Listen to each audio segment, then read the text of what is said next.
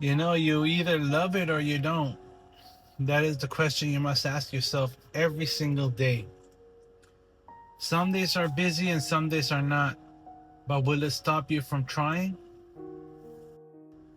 Now, if you don't know or you're new on this channel, I've been dashing for about a week and I can tell you I went through a roller coaster of emotion. Good, bad, mad, sad, and everything in between. Yet I still open up that app and press that dash button now button every single day, hoping today will be better than yesterday. But is it?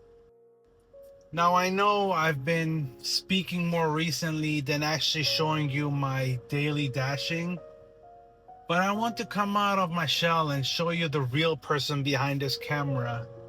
Raw, uncut, no filter. And if I'm hurting and suffering, then I'm pretty sure someone else may be as well. Now, I already mentioned it previously and will say it again. This platform I have created and hope to see grow one day, hopefully, needs to be a safe haven for us dashers and other sort of gig workers to come together and have real talks about our experiences and current emotions that we might be hurting from.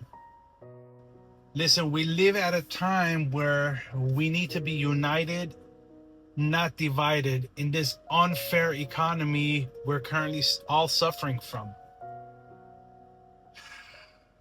And anyways, hence why we are forced to make money by any means necessary. But is it worth it? Absolutely not. But what choice do we have?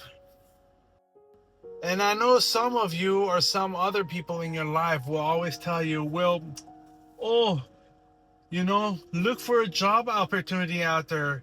If I tell you how many, your mind will be boggled.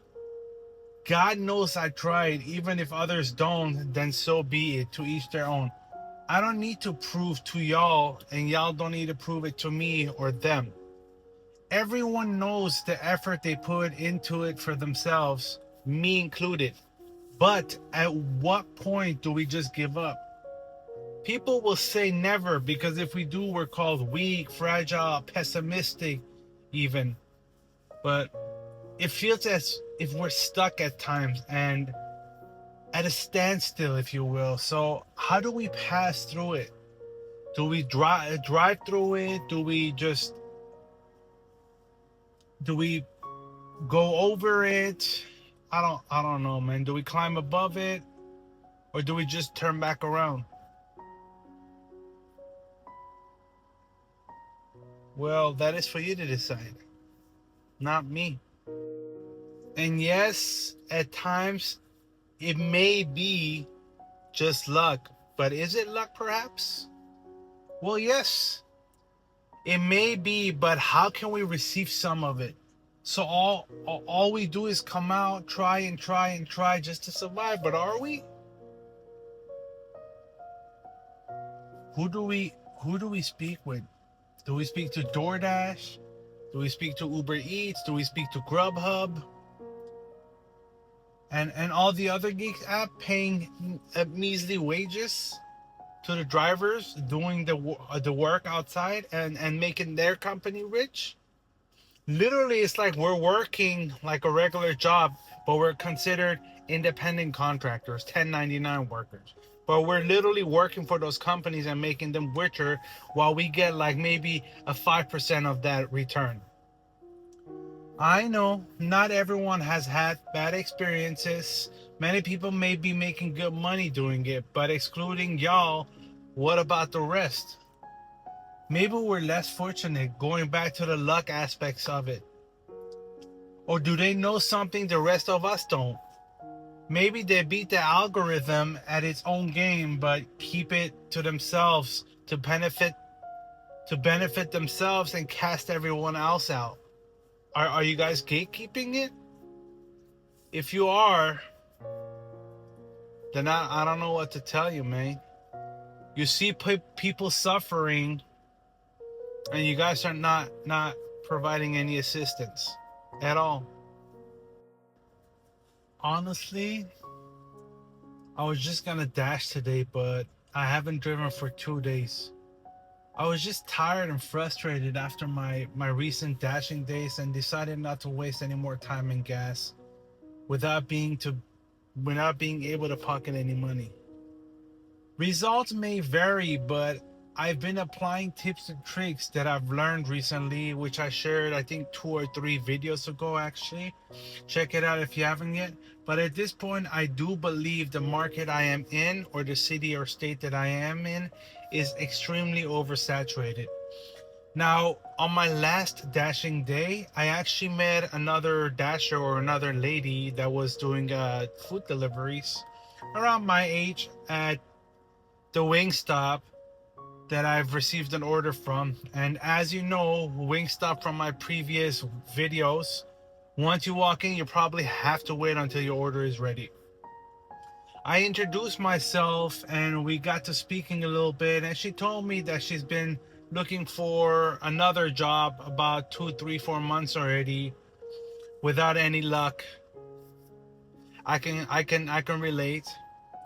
And she's been attempting to make little to no income, as you know, with dashing or gig economy. And she told me that she's been doing it for a while, and she's doing Uber Eats actually, sorry. And just for pocket change. That's literally what she said. Those were her exact words. And yeah, man, I wish I could have recorded the conversation, but obviously for privacy reasons, I did not. I also asked her, I said, do you actually enjoy doing it? Like, is there a reason you like, even though there's not enough money involved, do you actually enjoy going out and servicing customers, picking up their food, whatnot? She said the most favorite part for her is the flexibility of working whenever you want. But literally, that's the only thing she likes.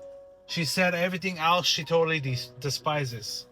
Traffic, waiting for the orders, finding addresses at big complexes, which seems like cities on their own. And I've mentioned this in my videos before. Sometimes you drive in, you need a gate code, which they didn't provide to you, so you got to contact the client or customer, wait for their response. Hopefully they'll respond.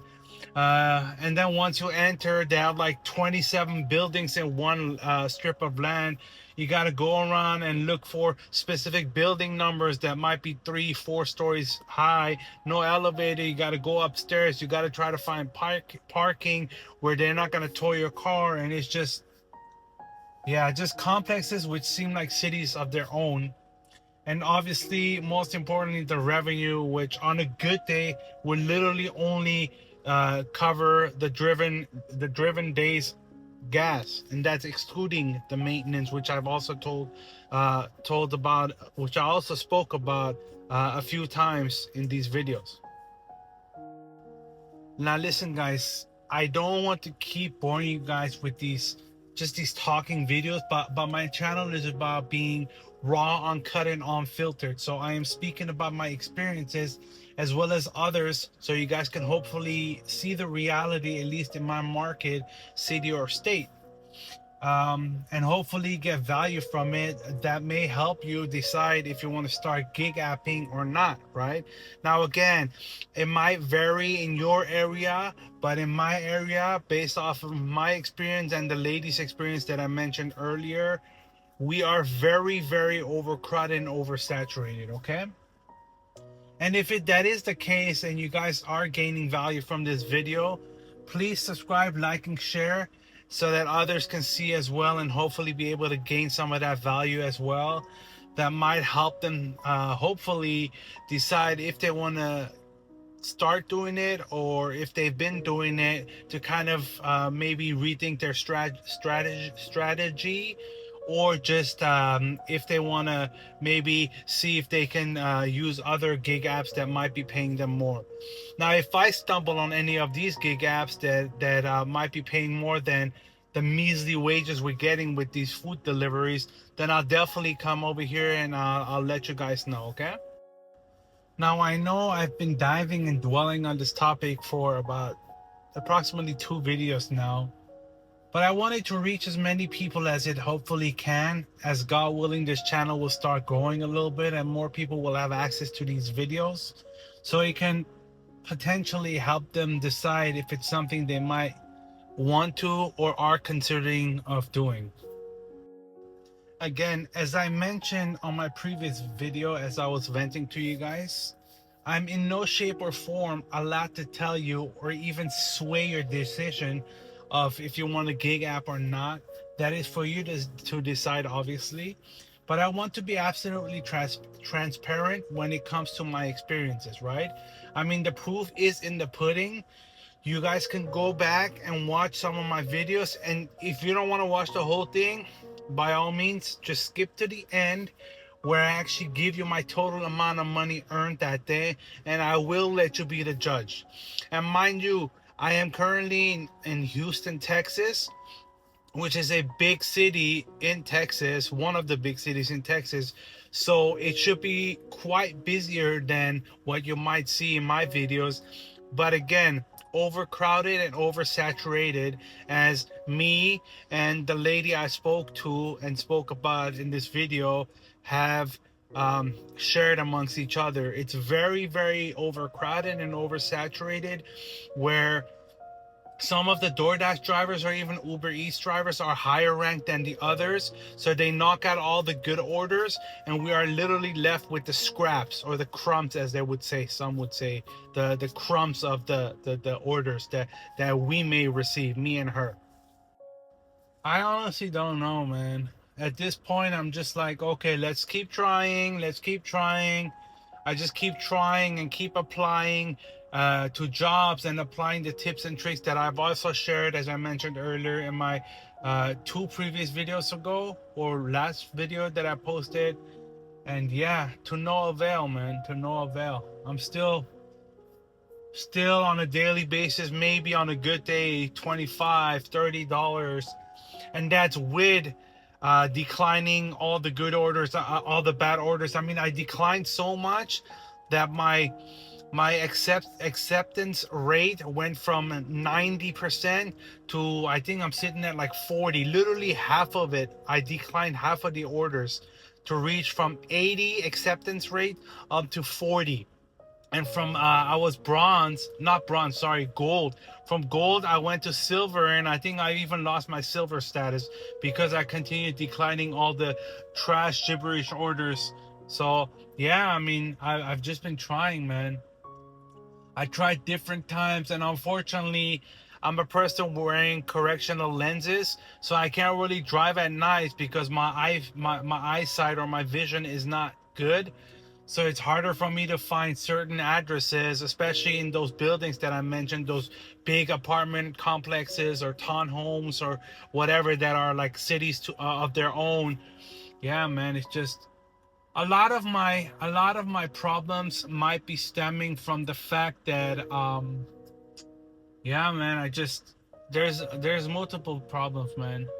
Just the fact that I can't multi-app. Again, I mentioned the reason why. I don't want to go through all that again, but identity theft, to keep it frank, identity theft. So I can't really do Uber Eats. I can't do Grubhub. I can't do what is the Instacart, yeah. Because some of them, either I'm on a waiting list, and Uber Eats, someone used my social security to make an account and butchered that account. So I got pretty much kicked out of Uber Eats when I've never even done Uber Eats in my life. So yeah, just a lot of obstacles, man. A lot of obstacles. Obviously, my eyesight not being that good. And just the fact that I'm in a new state and I don't really know all the good areas. Yes, a lot of people are using GPS navigation, but regardless of using GPS and navigation, you kind of need to know shortcuts and how to evade traffic at certain times of the day. Unfortunately, in Houston, specifically in Katy, where I am, it's a lot of traffic because there is a big old water park called the Typhoon around, that have certain sales on certain days, like $7 tickets. So it gets there's heavy traffic there, and then just the confusion of navigating from from an unknown state or through an unknown state. I just don't know, man.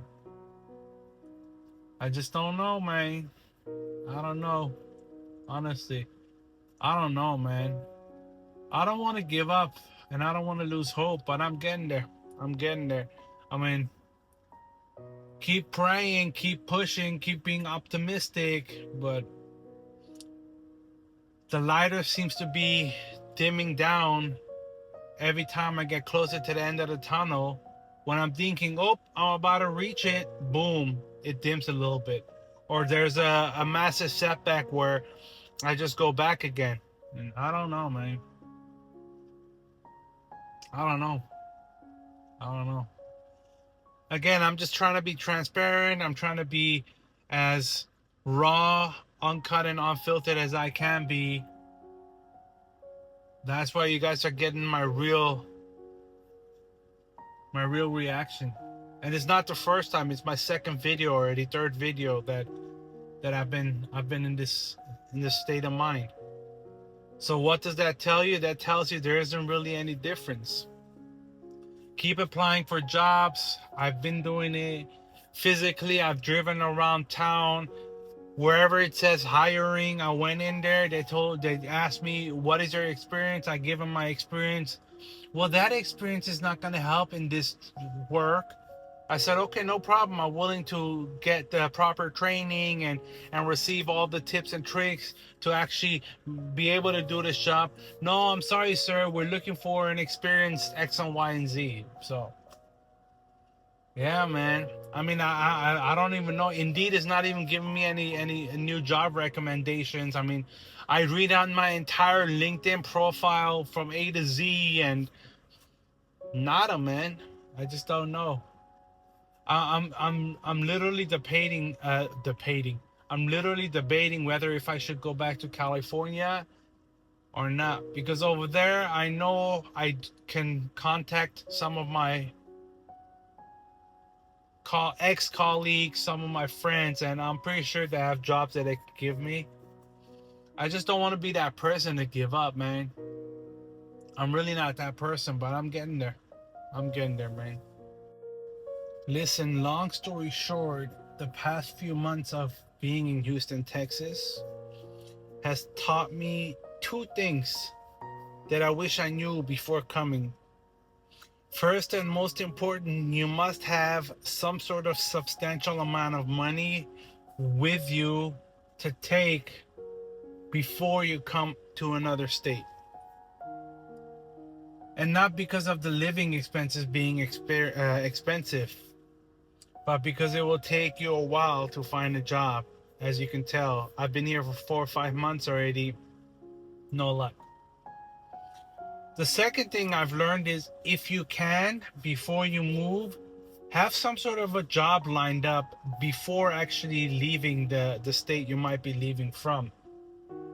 Because at least that way you know you have multiple interviews lined up where once you come here you can just knock out those interviews and hopefully be hired in one of those companies. However, still not a guarantee, because in most states, especially in California, you have a 3-month trial, not trial, but a 3-month tutorial that they put you through to see if you're going to be a valuable asset or not. And if you are, good on you, good for you. If not, then after 3 months you're back to square one. Anyways, in my case, those are some of the things that I've regretfully didn't think about before moving from California to Texas. But luckily, one of those most important things is, which I didn't mention because I don't have that experience, or I didn't have that experience, is just having some sort of shelter, being able to sleep somewhere at nights. And I did watch a few videos before coming from California to Texas just to kind of see how life was out there. And actually some of the YouTubers, right, some of the content creators that I watched, they actually lived in their cars a little bit before being able to find a job and affording to get themselves maybe like a 1-bedroom studio or not a one-bedroom studio, one-bedroom apartment or a studio actually, where they can actually call it their own and be able to sleep somewhere at night, right? But in my case, my brother actually moved from California to Texas 6 months prior to my arrival, which luckily gave me a source of shelter. So once I came to Texas, he actually told me just come and stay with us till you kind of get on your own feet, which obviously I still haven't, which is I don't like that because I feel like I'm just burdening him, and he doesn't live alone. He has obviously a family. But yeah, man, just just have everything prepped accordingly. Just have everything organized, because you must plan accordingly before moving anywhere. Make sure you have everything sorted before actually moving anywhere. It could either be domestic or international. Just make sure you actually sit there.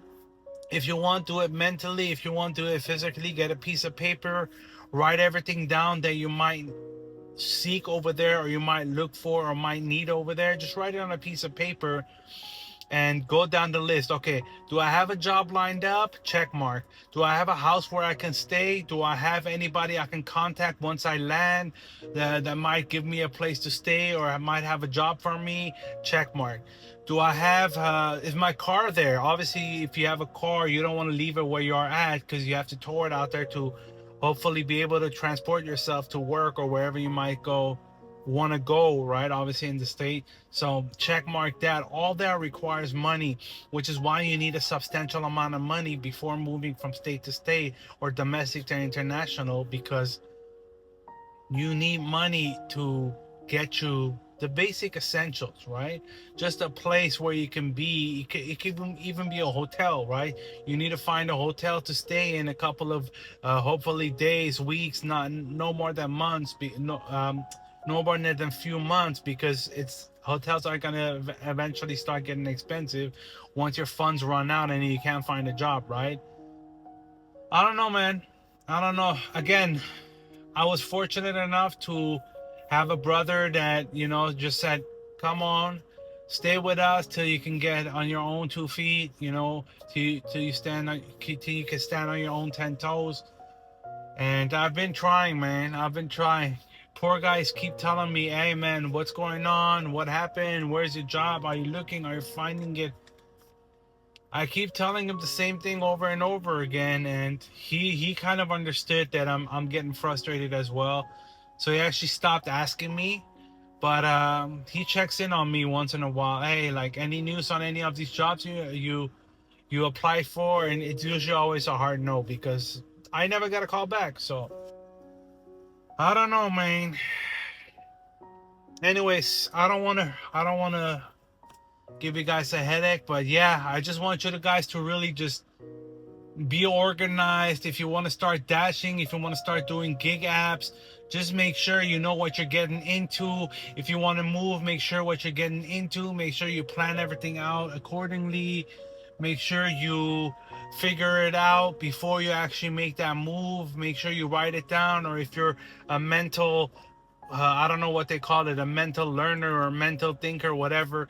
Make sure you plan everything out accordingly, just so you can have a more comfortable transition, or a smoother transition than some of us have been experiencing. All right, guys. Anyways, I love each and every one of you guys, and I cannot say it enough. Thank you to everybody who has been commenting, who has been subscribing, who's been supporting me, supporting my movement, as just supporting this community. Hopefully it can grow to where it can be more people that are getting value, getting assistance, or being provided assistance by some of you guys, maybe me. Just, yeah, man, times are rough, man. Times are rough, and we are just buried deep, and we're just trying to climb our way up, and hopefully we'll be able to do so, working together and communicating together, guys. And hopefully just being that person who provides you with a ladder, who provides you with a climbing gear of sorts, right? Metaphorically speaking, guys. All right. Anyways, like, share, and subscribe, guys. I love y'all, and I'll see you on the next one. Bye, guys.